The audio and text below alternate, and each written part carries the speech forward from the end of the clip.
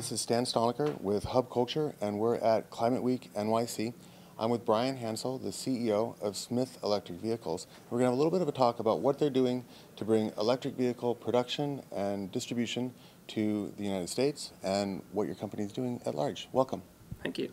So we're at Climate Week NYC. It's the launch of this idea of the clean revolution. Yep. Tell me about Smith Electric Vehicles and what you guys are up to.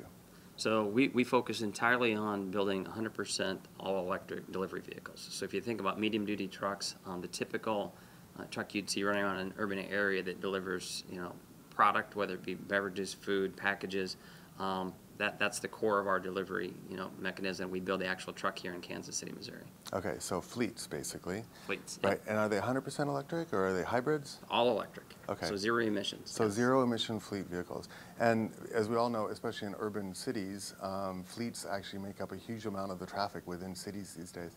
Tell me about how you guys are why you chose Missouri, why you're there, and what you guys are doing to grow the company for this idea of the clean revolution.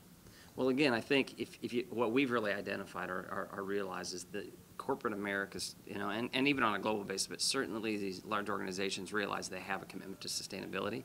And if you start looking at fleet, you're right. They have vehicles on the road, 10, 12 hours every day delivering their products.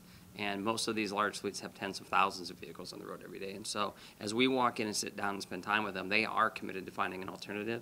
And what we've identified is that in our niche, which again tend to be urban-based routes, less than 100 miles, which is a very large percentage of urban routes, electric is a tremendous option. It gives you the complete performance you expect from a diesel. It does it at a fraction of the operating cost, and it obviously delivers a zero emission at the point of delivery. So for these guys, it gives them the economics they're looking for. It gives them the sustainability, growth they're looking for, because they know they can't get to their targets that they've set for themselves if they don't make some bold moves, and this is certainly one of those moves. So this is great. This is sort of what they're talking about when they talk about the clean revolution, right? Right. So you save money and you lower your carbon footprint. Right. I mean, so that's not a bad thing at all. And you create jobs. I mean, certainly for us, it's been a tremendous opportunity. We do feel there's a tipping point occurring. There's a lot of genuine interest saying, how do we actually move forward in alternative energy for our transportation? Because like I say, when you're talking about these organizations, this is a big chunk of their carbon footprint is their fleet.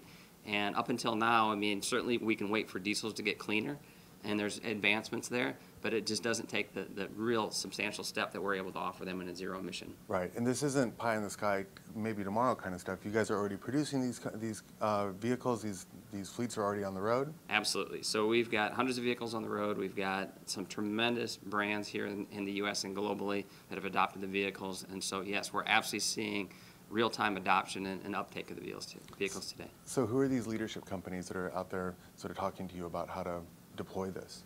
So certainly one of our biggest advocates has been the Frito-Lay group of PepsiCo.